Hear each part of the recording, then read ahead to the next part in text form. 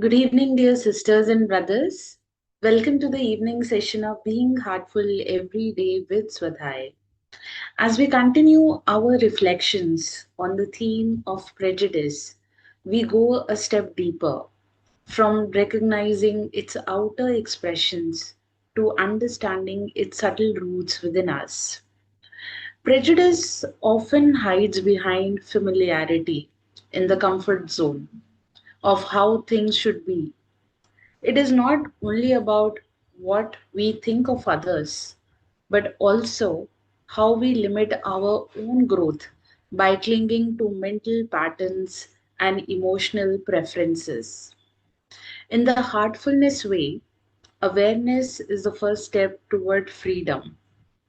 When we begin to observe our inner tendencies, the instant opinions, the silent comparisons, the small resistances, we are already beginning to dissolve them.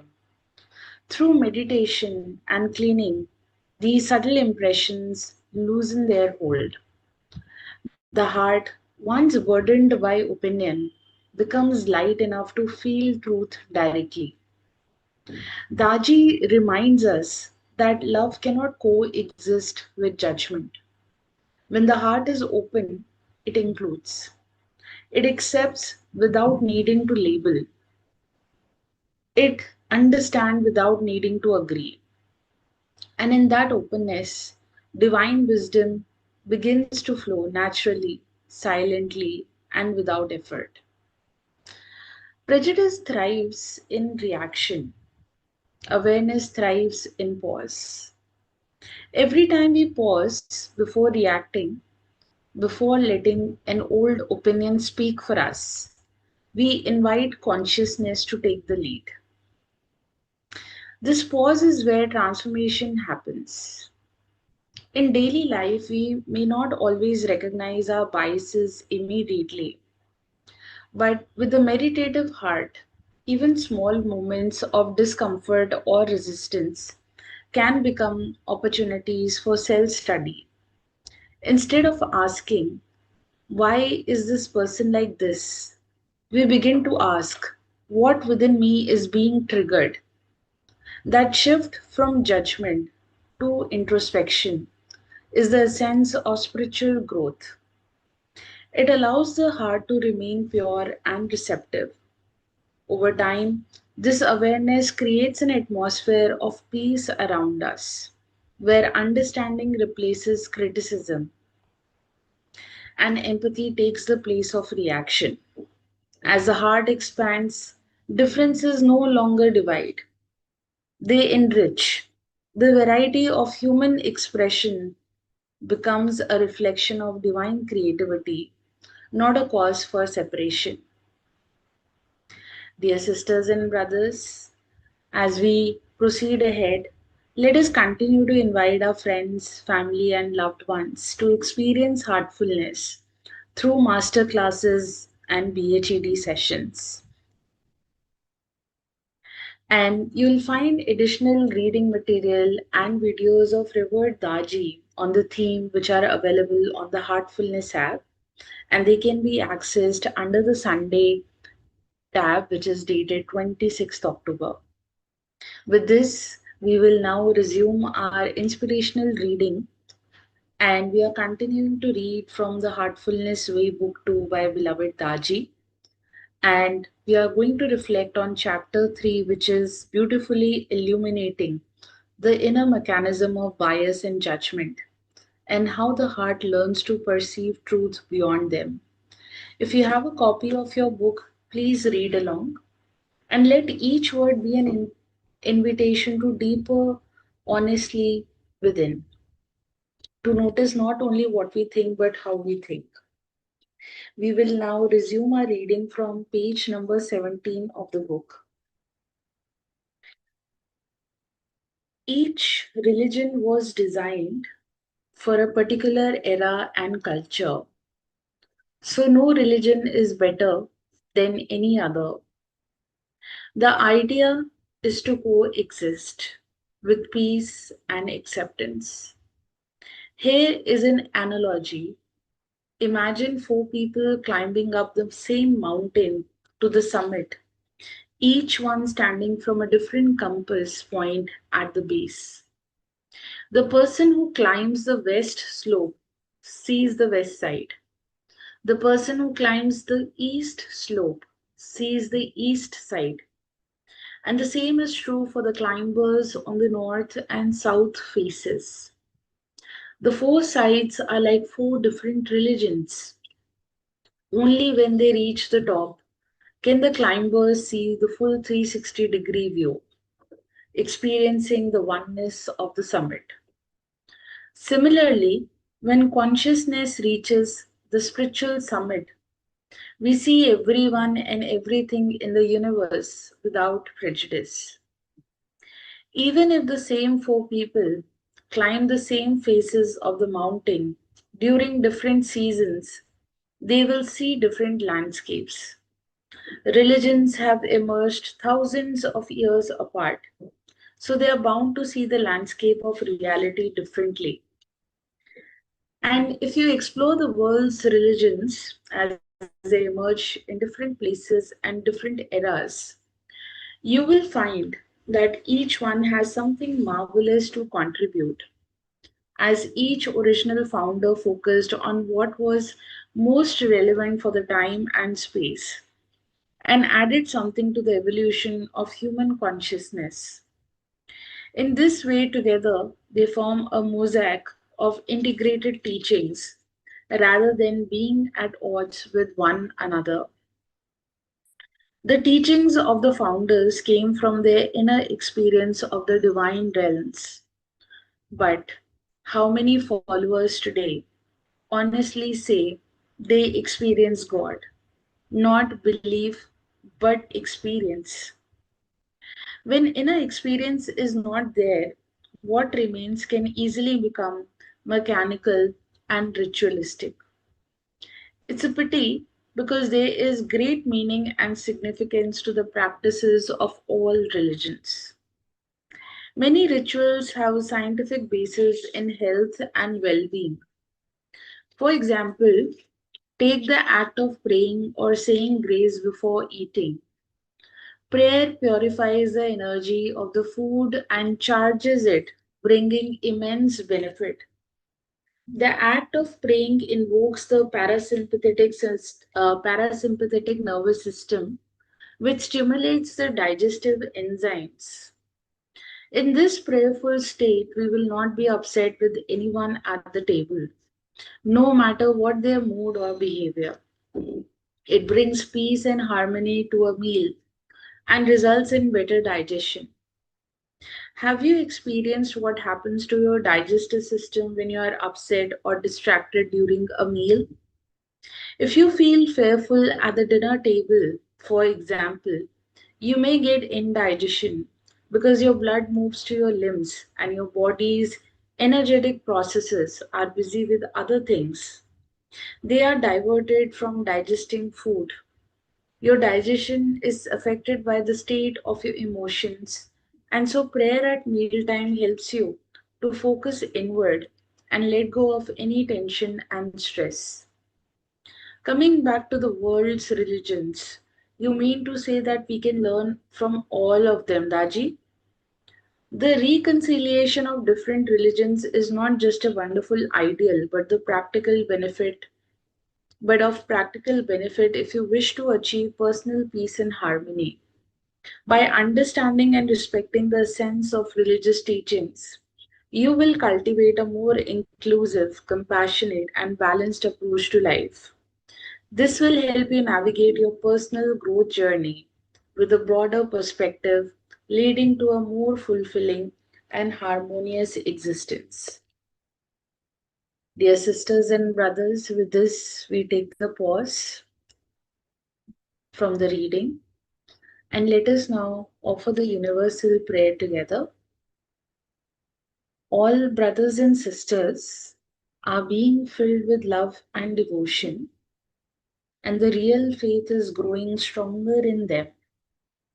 सभी भाई बहन प्रेम और भक्ति से भर रहे हैं और उनमें सच्ची श्रद्धा दृढ़ होती जा रही है।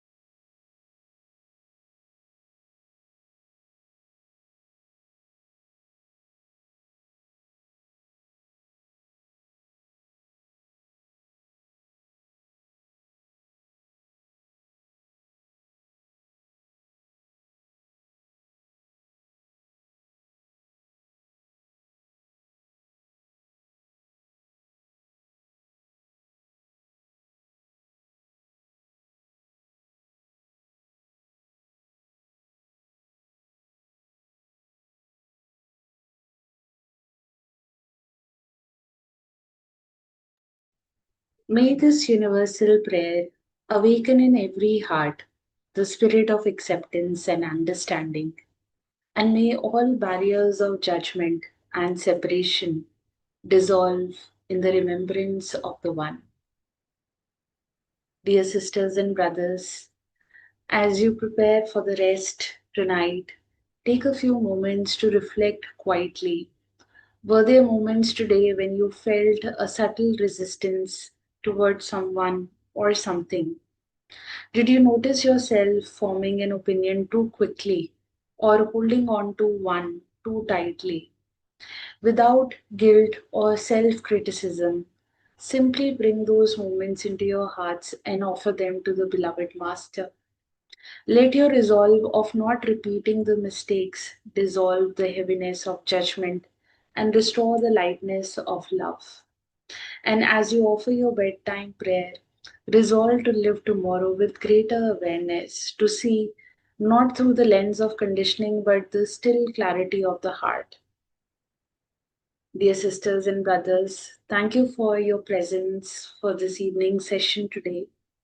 And may our continued reflection on the theme of prejudice lead us gently toward purity of perception and inclusiveness of heart. As the understanding deepens, compassion naturally arises, and love becomes the language through which we meet life.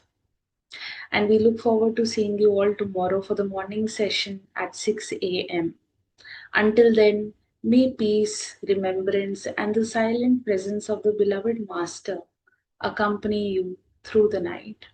Wishing you all a very good night.